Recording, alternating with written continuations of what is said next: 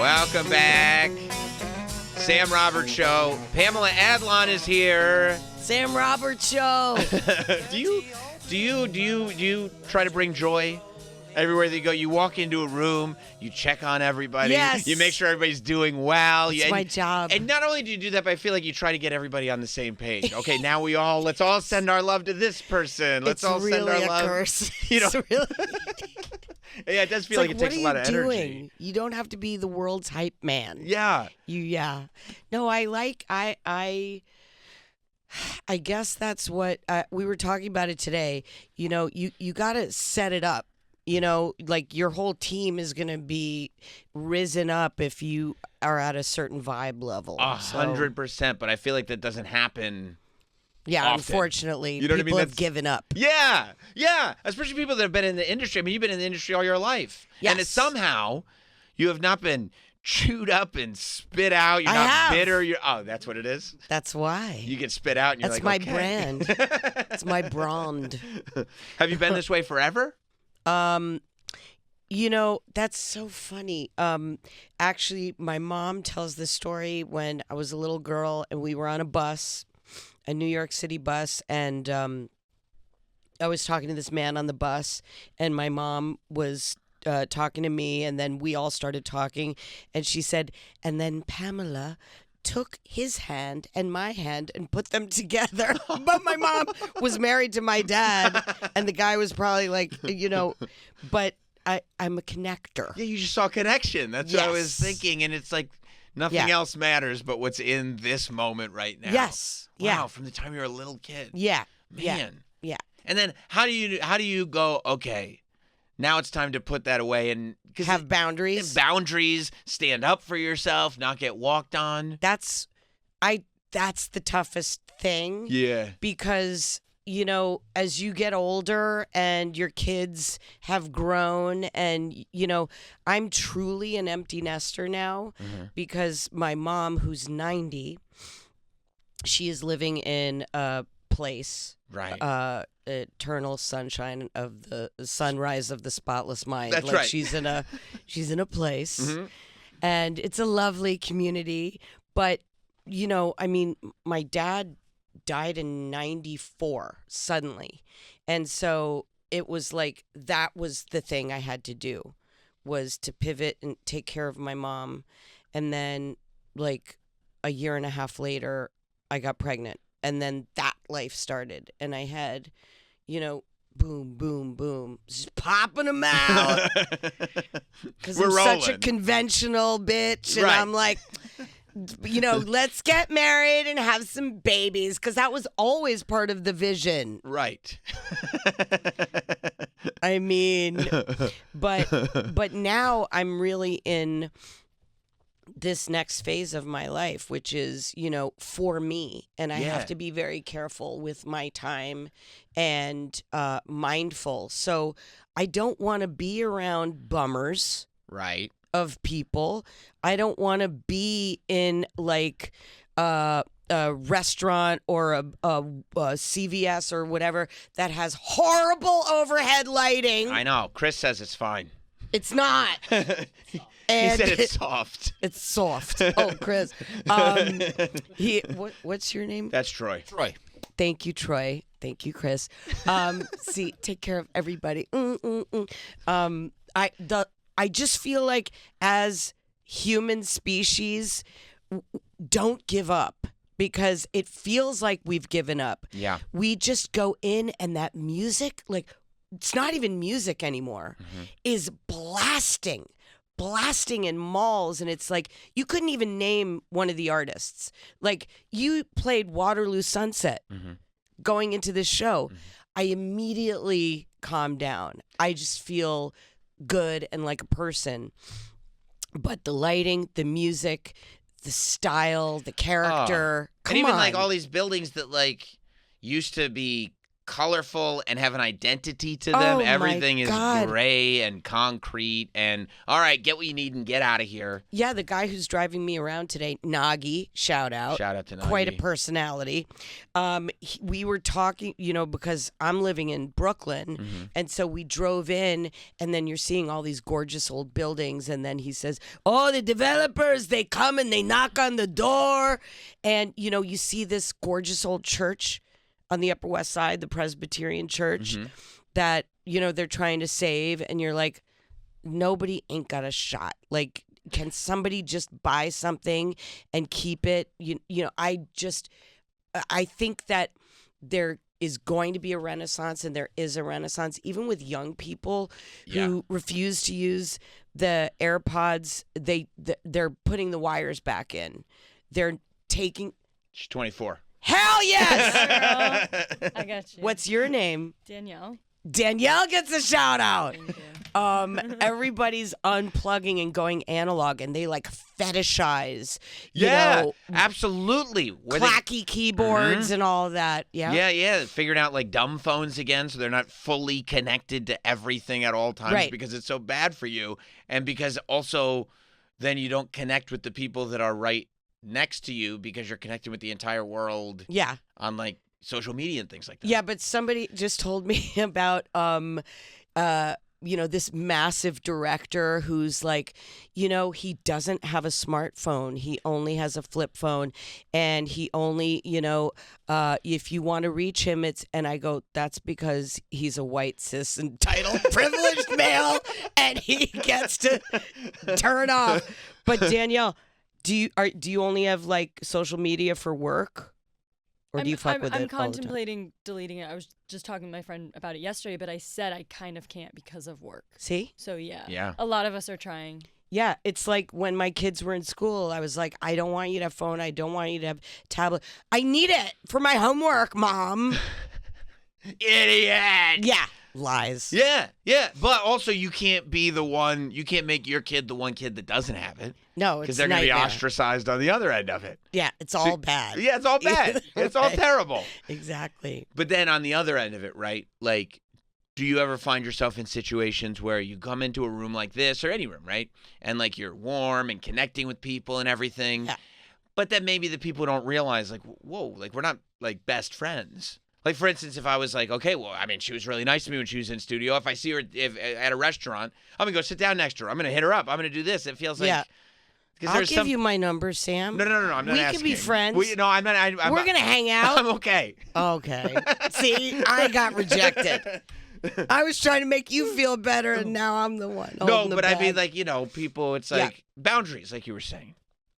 Yeah, this is something that people who are in the public eye always deal with. And so, because of what I do, and it's I really want to do stuff that's resonant and special. And I've always loved the projects that I've been a part of, Californication. People are I love that show, man. And Better Things, people shake when they meet me because it's so meaningful to them, and it's just you don't understand, wait, I gotta get my dad, and there's no demographic, and it's just that familiarity. So in a way, I've invited that because of the nature of the projects that I've picked, been lucky enough to have, and then to make myself. Yeah. When that starts happening with Better Things, that's got to be a whole new sensation just because that's so you Right, know? right. Is it super rewarding in the sense that you put everything into this thing and it has resonated so well with people? Or is there a part of it that's oh, now everybody kind of has seen all this, knows all this type of stuff? But also there's an assumption that everything is direct lift from my life. True. And so it's there's pieces that are my childhood that I put into the kids' stories, and and it was just a great way to do that. But thinking about Californication when my kids were in elementary school, it was crazy because people would start talking to me and saying crazy things to me in front of my kids, like, yo, Cokie Smurf. And I would be like, cool, Jenna Jameson had a life outside of porn, right, and had a kid in school. Yeah. And I think about things like that. But people get so excited. Yeah. When they see that they forget. Yes. Like, I can't say that in front of young children. Speaking about boundaries, because people get excited and they don't know how to regulate. Right. So. But you recognize that. Yeah. So it's like you can accept it differently. It's kind of on you. Yeah. To be generous with your time and attention, but I bring my own Sharpies because I don't want to touch all the Sharpies. That's smart. You can't go through the line of people outside like the Tonight Show and touch every Sharpie. I'll take yours, yeah. Are you but kidding? You're happy to sign. Happy to sign. Please. But here's the boundary. I'll use my Sharpie. Exactly. Thank you. But signing in the old days, or like if you're on Broadway, that's a genuine signature they want, like in a playbill. Yeah. They just saw you in the show. But nowadays, you are doing their business for them. 100%. So they bring their Funkos and their plastic pieces. I was about to ask you about the plastic pieces. Yeah. Yeah. I mean, it's a lot. And so, and I've been told don't ever sign anything with a blue Sharpie. We talked about this today. And I'm like, so I only carry a black Sharpie or like a purple paint Sharpie. What's the blue Sharpie? Is it because they stamp it off or something? Because I know we had some like TMZ guys in here a while back. And I was asking them about how now they'll have you sign like just a white piece of photo paper. Yeah, And I go, what is that? Yeah. And they go, it's so that, because they don't know who's going to be around. But every celebrity has X number of dollars. So my God. They print your photo. She didn't really want my autograph at Good Morning America. Oh, no. There was a lady with the white photo paper, but there was a guy who had like Spinelli from Recess. Yeah. He had my oeuvre. That's your fan. The white photo paper is like whoever I meet. I'm printing that photo on top and it's going on eBay. That was like a Lucky Charms moment. Wow. This is like the day that my daughter, I was like, I always forget which side the gas tank is on. She goes, Mom. The arrow? That really is one of those things that when you find out why the arrow's there, exactly. You go, oh. I was like, what? Yeah. It was an amazing moment. Yeah, I think I was I had decades of driving under my belt before I realized. Yeah. And I don't think anybody's ever heard about the arrow on the gas tank in a different tone than. It's on the outside of the gas tank and it points to the side of the car. It's in the dashboard. When you look at the fuel meter, there's a little gas icon, like a gas tank icon on the fuel meter. Yeah. There's an arrow next to it on one side that points to one side of the car. And it points to where the gas tank look is. for that. You're very excited to get in really the front seat. excited I to get know. in the car. Okay. It's a fun thing to know. But it's only ever told to somebody in that tone. Like the arrow's there. It's the only way anybody's ever found out about it. Nobody's ever been like, "Hey, I have something interesting to tell you." Absolutely. Yeah. No. If it comes from that arrow, the side arrow. There you go. Yes. Who did that? That's amazing. That one was Mike. I love that, Mike. Mike's getting the shout out too. Yeah, but if it comes from my daughters to me, it's in the form of a roast. Right. Always. Right. It's a roasting. Like, what are you? How do you exist as a human? Yeah. Exactly. My oldest is 9. Aww. And is just coming to terms with the fact that my wife is not a mathematician. And I mean, it's never ending for her. When he's like, give her a break. He's like sitting there with his homework. Yeah. And he goes like, Mom, you know what? I'll ask Dad. And you could just see her being like, I can handle it. You know what? I can handle it. But at least he's asking you guys and he's not going to the thing in the phone. He's not. No, I'm no, not no. even going to say the letters. Not saying them. No. Because they'll pick it up and that's it. Yeah. It's part of it. This one the same way, very anti that thing that you're not going to say. Not saying it. No. Mm-hmm. You're right. You know what we will say? King of the Hill. Yes. King of the Hill is back. Yes. Again. Yep. And I know you're thinking last time you were here, King of the Hill was back, but now it's back. Like now we got seasons. Yes. Of this new version of King of the Hill. Yeah. Season 15. Did you when you came back on to do it? Because I remember we were talking about it last year. Did you realize then that it's like, okay, this isn't just a nice kind of reunion season, but this is a full, like, there's an appetite for this. There's a full relaunch happening. Well, because we record, like it feels like you're in a vacuum, but you're very much part of the community. Like we all go to the table and like Greg Daniels and Mike Judge are there. And now we have Saladin Patterson and everybody who's still alive is